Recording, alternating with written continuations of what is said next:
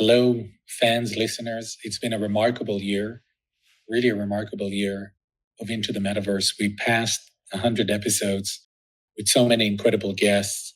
And I want you to enjoy as the end of the year emerges, listening to some of the highlights from episode like building a sustainable relationship between Roblox and music with Alvaro Velilla from Universal Music Group.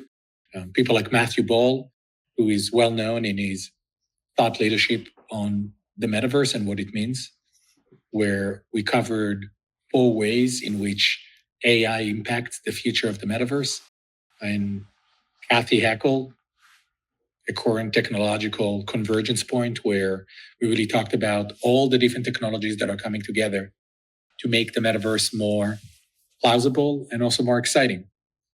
And people like Liam Broza, who talked to me about why the web and browser is the place to build a metaverse, making it open and interoperable and not something that is closed in certain platforms. So many great, thoughtful ideas that I'm really excited to share with you as we wrap up the year. So I hope you enjoy. Please share with your friends and have a wonderful end of year. And so when you think about the current generation of the large platforms in 3D and even in specific Roblox, right? And I don't want to kind of put you on the line here because I know how much I'm well aware of the sensitivities between music and anything that is a IP and a platform like Roblox because it's user generated. Having said that, I am curious, what do you think are 2 or the 3 most fundamental things that a platform like Roblox should get right in order to ensure a sustainable, mutually beneficial, long-term relationship with the music industry? I mean, I think without getting into details, obviously, I think their economy in general has to evolve. Roblox, as you well know, has since the very beginning, maintained an economy that has worked for them well. But if they really, as I said, if they really want to attract larger brands, that model is going to have to evolve and change. I think that's number one. And I think they're actually doing a great job at the moment at sort of evolving the platform to offer IP owners better tools that are going to help us understand better what is happening on the platform, issue takedowns, moderation. I think in San Francisco last was it October, during the RDC conference, I was actually pretty blown away by all the investment that they're making into moderation. The AI investment is absolutely mind blowing. What is coming in the future? So I think evolve the model. I think better tools that include more visibility, richer data. I think for us, one of the most key and important aspects of activating on these platforms is to be able to have access to a new layer of data that doesn't exist, right? And I think from a technology standpoint, I would argue that, as you well know, Roblox has been a walled garden, meaning there are no APIs operating within the space. And I think they should start to change that.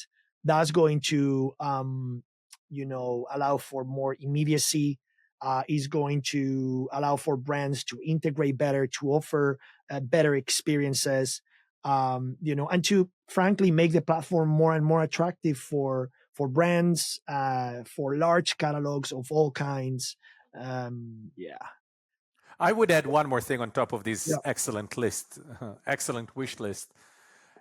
If you look at the internal environment inside the platform, not inside the experience, but inside the platform, I believe there is a 10x value for Roblox if they are able to build almost like a brand dashboard or a brand page or a developer page or a artist page that people can more meaningfully interact with the brand or the artist, right? For example, one of the things we are both proud of is the enormous success, the viral success that we've witnessed with the launch of the shop experience for Baby Queen. a Polydor artist that really blew up and created a very simple, two-dimensional shop interface. But what's more exciting is what it generated as a group following for Baby Queen. That group now has more than 100,000 people that are fans of Baby Queen on Roblox. It's almost as big, maybe bigger than some of her social media following. I believe that it would be of an enormous value to both the community and for the developers and the brands and the artists that there is a more interactive way to engage and communicate between the brand and the fans. A very bad example of that, or a reasonable example of that, would be like the Facebook page, right? Everyone opened a Facebook page back in the day, right? There isn't that comparable yet on the Roblox platform, which makes it very challenging to actually nurture a community and build a community and interact with that community beyond what is happening inside the 3D experience. And I think that's a big area of value that I believe to all stakeholders in the community that I personally keep encouraging Roblox to think about, and hopefully they'll do something about it in the future, because I think it's missing. And that's why you see a lot of experiences, a lot of brands building a Discord server to support the Roblox experience, because there isn't a place for the fans to interact with the brand in a meaningful way. Yeah, I would say two things. I think, one of the most important and key aspects for any brand, really, absolutely for UMG, labels, is that, one of the challenges has been that up until this point, what happened on Roblox stayed on Roblox, a little bit like Vegas, right? And I think the next step is that what happens on Roblox has an impact in real life. And I think, the team knows it. And I think they're thinking along the same lines. The second point that for us is really interesting about Roblox is the idea of deeper discovery experiences, right? In a world in which, this generation of teenagers have been sort of trained to sort of swipe and like and share, right? I think these 3D, more immersive experiences represent a generation for us to sort of offer a deeper layer of discovery, right? So we don't only want for a player to listen to a song and to share it. We would love for that player to also learn about the artist. We would love for that player to learn about, the discography of the artist, to engage deeper. And I think that potentially is sort of like the next frontier when it comes to integrating IP and content, and especially quality, content that took a lot of time and effort and energy to develop, right? One of the things about UMG, going back at your question about joining UMG, right, that blew my mind, is that the respect for the craft of music and artistry, and the value of the music that is created and developed at UMG. That is an amazing opportunity, when it comes when you merge those two things, right? These more immersive experiences and really high quality content, music.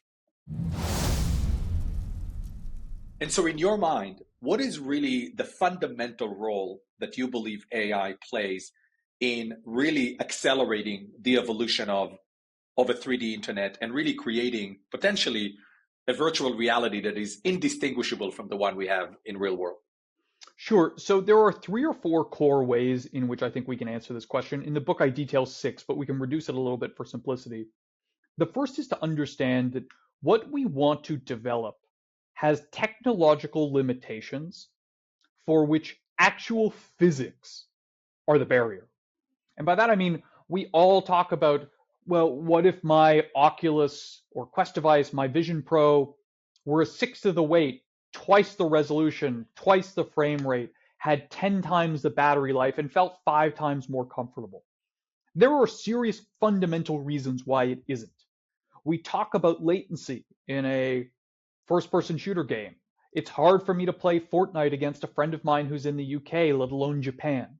There are real limitations that we face, and AI is not a perfect balm for them. But the criticality of AI in overcoming through prediction, through smart processing, through rapid ingest and output of content actually allows us to kind of cheat physics. We're not literally cheating physics, but we're allowing systems to exist beyond how they would be able to if they were just running on the local logic, right? I'll give you an example. My favorite one is to talk about smartphones. Nearly all of our photos today are fictitious to some extent. We're not actually capturing an image per se. That's because what is required to capture an image is pretty simple. You want a sharp image, you need a larger lens or a longer exposure time. That's not practical on most smartphones, and yet smartphones are taking photos that are often DSLR great. They look spectacular. And the reason why that's possible is that our devices are using an onboard neural network that isn't just understanding when is Jan smiling, take the photo there. It's scanning the image to recognize what's in it, using that to establish focus and balance. Then it's literally processing images. The leaf that you see in the background of your image is sharp because your device has tuned it up based on what it knows a leaf to look like and what it's received in the scarce bits captured or photons captured by your device. And so that's an example of how we use AI to operate ahead of the physical reality of the devices that we want. If you want to dream of being able to do anything on your AR glasses, just not possible without artificial intelligence. The second is to realize that the barriers to creation remain extraordinary. That is true in every medium. In drawing, in music, you need thousands of hours of patience, thousands of hours of hard work. You need professional training, access to resources and tools. That's never going to go away. There's a skill barrier in all things worth doing. But we see through AI the ability to substantially reduce some of that complexity, that burden, while improving the quality of the output. Dave talks about the fact that within 5 years, he thinks entire worlds will be able to be spoken into existence. And we've seen more recently some of those demonstrations where you can describe a car, not just the visuals of a car, but its materials, its properties, its touch, its gravity, all of the components working together. By reducing the friction to creation and improving the quality of creation, while reducing the cost and the time, we will be able to populate the metaverse in a way that would never have been possible. This extends to a 2B, which is the metaverse is not just a purely virtual space. It is a complement that is often running the physical world itself. As hard as it is to produce purely virtual or synthetic fictional spaces, it's harder still to digitize the physical world into virtual space. If you want Panera or whatever, the local Man City playground to be in virtual space, it is hard. And if you want that to happen constantly, to be updated in near real time, to reflect the changes and the happenings, it's not just a question of how many developers and designers and systems and cameras do you have to develop it. It's just impossible. But you start to have AI that can rapidly, if not instantaneously, transplant that information and bring it over into the metaverse or virtual space. The third area that I would talk about is the ways in which actually populating that metaverse, which has two different aspects, is essential. The first is talking about populating with AI agents, things and people to do, experiences you can interact with that don't require another human to be on the keyboard, that really give life, joie de vivre into these experiences. I'm not saying that we're going to go to the metaverse and just talk to AI, but we need some sorts of guides and assistance. If you want to go do the magic school bus in Roblox or VR at any time, having an AI assistant or Miss Frizzle to complement a class is going to be important.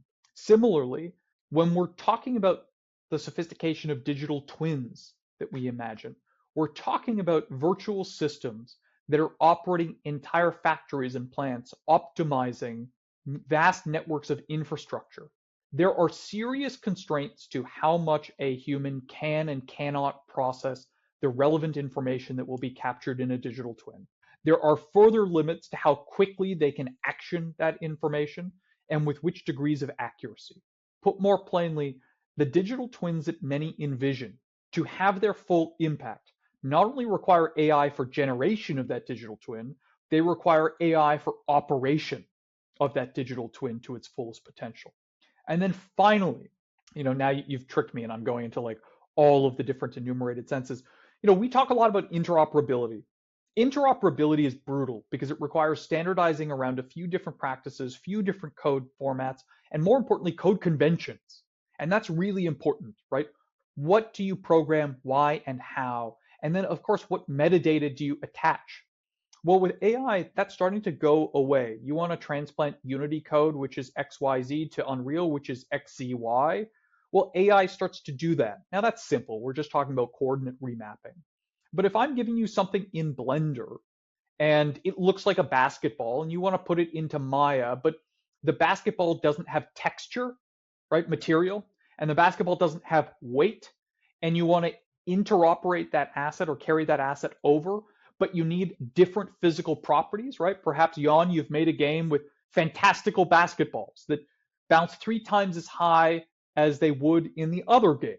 Well, historically, you either needed to program the additional data for those other use cases, or the receiving party had to manually code the relevant data or modifications to support that. With AI, that goes away, okay? It's a basketball, okay? What are the properties of a basketball? What's the dimensions? What's the appropriate use case? What do we know about the environment that it's being imported into? This is another one of those examples where the brutal requirements of constructing the metaverse we imagine fundamentally exceed manual capability. And yet, with AI, we start to get that away. It happens to be one of the reasons why I'm sincerely worried about the implementation of AI for game developers, because irrespective of whether or not you believe in, the lump theory of labor, there will be people who are displaced temporarily and permanently where hardships arise from how AI is implemented. But it's one of the reasons why, in aggregate over time, I'm nevertheless hopeful that it is going to be such a boon for creation and time and spend and experience and range that it is a strong net good for these job classes. Well, I think what's really important to keep in mind, and we've seen it likely in every technological evolution that we've seen, is that there's certainly going to be a portion of the population where jobs are displaced and jobs that are becoming basically irrelevant. But we have to remain optimistic that the innovation that will be possible given these technologies will usher a new era of other things that people can do. Now, certainly it means that there's going to be a period of time of pain where we're not going to be able to figure out those answers quickly enough to find jobs for a new generation. But I do believe, and I choose to be optimistic, that the evolution of the internet and what AI will enable will certainly create new opportunities for how people create value, essentially. Now, will that be sufficient to create a world economy or a virtual economy that people like Jensen Huang said, the virtual economy of the metaverse could be as big or even bigger than the economy we know today? We don't know what that means yet.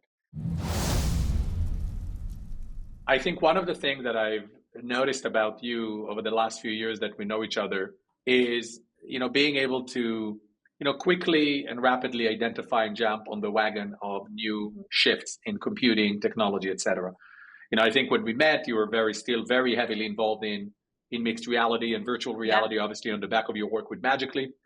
Interestingly enough, that now is again kind of a very hot category, but still, I think a lot of people, even Apple themselves, recognize that we're still very, very, very early in the adoption of something that could become, quite meaningful in the world of consumer technology.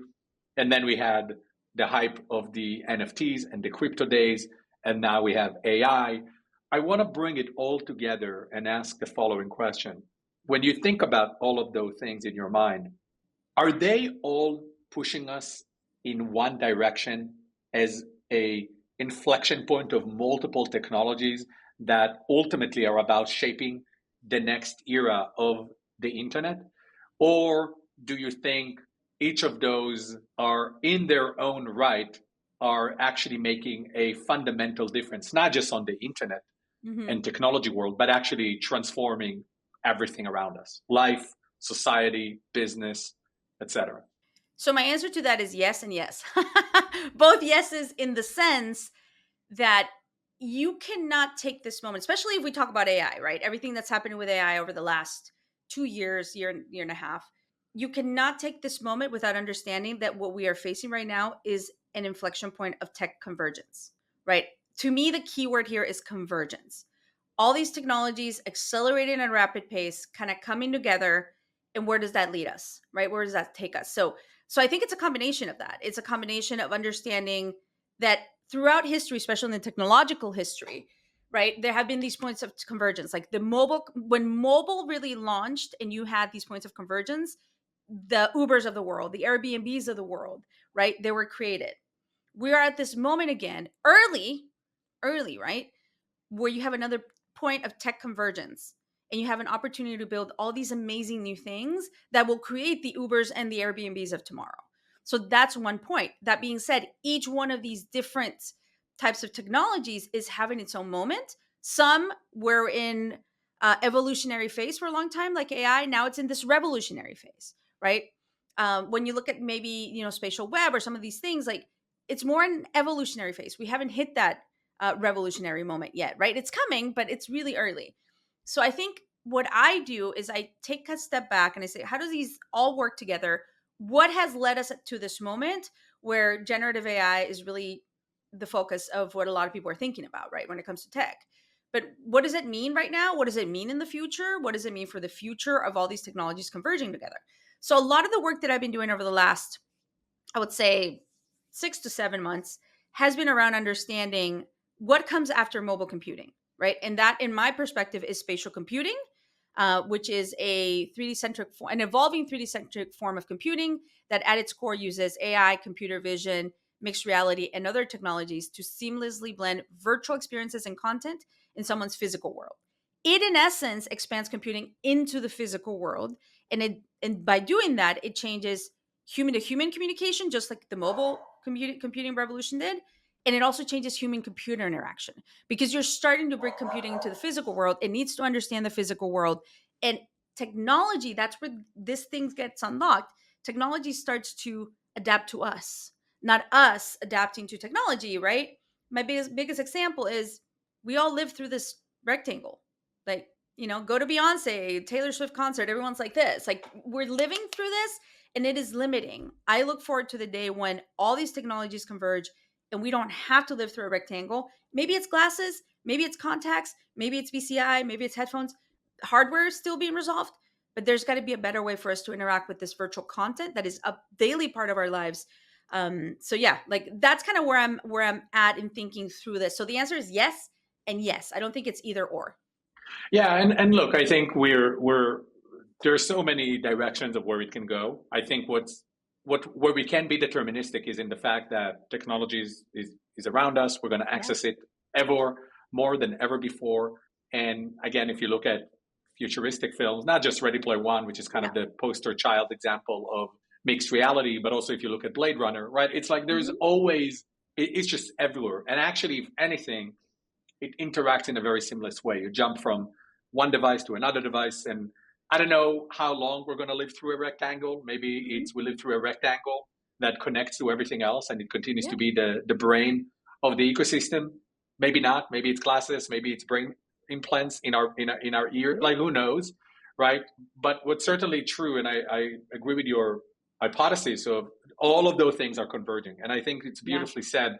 The key word here is convergence. And that's why when a lot of people, I think at the beginning of last year, and certainly again in this year, were like, oh, the metaverse is dead. Now it's all about AI. Oh, this is dead. Now, and it's funnily how even blockchain, NFTs, with all of the negative sentiment around these technologies, they're as big as ever in terms of investments. NFTs for sure less, right? And I think there is a lot of challenges with NFTs in terms of are there securities or not? I'm sure you've seen now the SEC is going after OpenSea as well. So there's a lot of question because when you touch consumers, it becomes more sensitive. But there's no doubt that there's a lot of work happening at the infrastructure level. You're seeing companies like Mythical, like Animoca continuing to make major investments. So this is not dead. And in between blockchain and crypto and generative AI and autonomous AI, which is the next wave, and virtual world and gaming, it's kind of feel like a mishmash. And I totally get why people are so like overwhelmed and confused because it's like, wait, okay, it's AI now. metaverse is dead. But actually, it's not. All of It's those not. technologies Yeah. are going to ultimately enable the next era of technology of the internet. So the acquisition of the ethereal engine was really foundational for these efforts because of the realization that you can't use Unity for this and Unreal Pixel streaming is way too expensive. That was foundational for that vision. That's the thing that really gets me up in the morning is I've had some interesting conversations with browser makers over the last 4 or 5 years, talking about the fact that there isn't really been a websites that really flex what the modern browser can do. There is Web GPU, which is a new way to talk to graphics cards in the browser. It doesn't just allow you to do graphics anymore now. You can do machine learning. You can do cryptographic work as well, right directly in the browser, all in the same memory space, just like you would in any like modern GPU heavy application. Now you can instantly do that without an install. There's WebAssembly, which allows you to compile almost any language into high performance code and deliver it over the web. And then there's WebXR, which allows augmented reality, virtual reality, and essentially real-time sensor access directly to the compute space inside the browser. The Chrome team in particular, which is and WebKit, which runs Safari, have really done a revolutionary work implementing these new standards and getting them running well. And there's really crazy projects like React Native and Hermes that are meaning that you can start in the web and then target native, mobile, desktop, immersive headsets all at once from an inside-out approach using open standards like Vulkan and new compiler technologies that really make this a new way to make applications, and where you don't have to, traditionally building on web stacks has been seen as, oh, you get like easy to develop, but and easy to deploy to many targets, but it comes at the cost of features or performance. And really, those walls have been knocked down in the last 5-6 years. And that's what I've been focused on, like very particularly, is building a multiplayer game stack with rich media, voice and video as first class operators, and building it for the web. Unity's exporter is kind of an afterthought. They're taking a compiler that's designed to go to native C++ on the operating system environments and kind of shoving it into the web browser through some like hacks. We use the web browser to its fullest extent. We have all sorts of tricks depending on which web browser we're running on to get the absolute most out of it. And that's why we really consider what we built with IR Engine to be a very unique type of game engine that's never been tried before, even web game by the standards of web game engines. Traditional web game engines like Play Canvas and 3JS, they really skew towards object-oriented, single player, and developer usability over like trying to catch up with the performance of something like Unreal Engine 5. So tell me why is it important that there is a performative, scalable, multiplayer game stack for the web? Sure. Yeah. So I think the number one problem of being a developer right now is getting through an app store and getting paid. And currently, app stores and platforms take a huge amount of gross. Google will take 20%, Apple will take 30%. They'll take every in-app purchase. If you're paying a game engine, that's another 10%, sometimes more. If you're using their services or using their app stores, it could be much more. Roblox can take up to 70%, which they have to spend on moderation, which is something we're planning to offer as well. And these take huge bites. And then you have to list inside the Apple store, the MetaQuest store, the Roblox catalog, and then get found. And you have to convert your users and your community, to their users, and then get them back on the other side, inside of your experience. And that's extremely tough to do. And a lot of companies wash upon the rocks. And even if they are successful, they can't make the margins to be profitable, even if it's popularly successful. So the only place where people really have a more level discovery and a direct interface with their customers is the web. The only thing that really exists that's like a metaverse, like a sovereign way for me to go from linked experience to linked experience, is the web. And that's where I think if you're really interested in immersive and gaming and these social spatial computing spaces, like we should build them on the web. And yes, it might be a little more performant or a little more graphically better in Unreal Engine 5, but getting through a 100 gigabyte download of an Unreal Engine 5 app is kind of like the juice isn't worth the squeeze.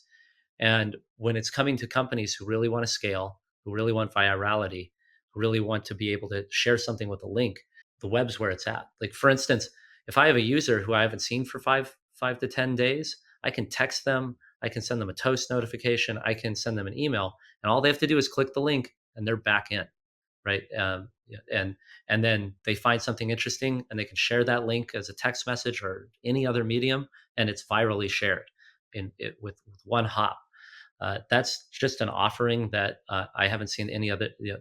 The other architectures, the other platforms are never going to be able to do. Yeah, certainly. I certainly subscribe to the vision of an open, interoperable, web-based metaverse. I think there's no metaverse without openness and interoperability.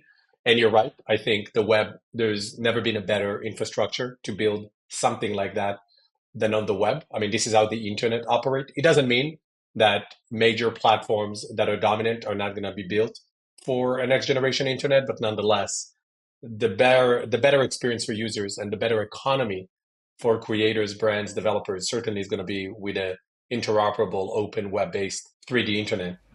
Thank you so much for listening to this week's episode of Into the Metaverse. We hope you learned a lot and explored new aspects of the metaverse.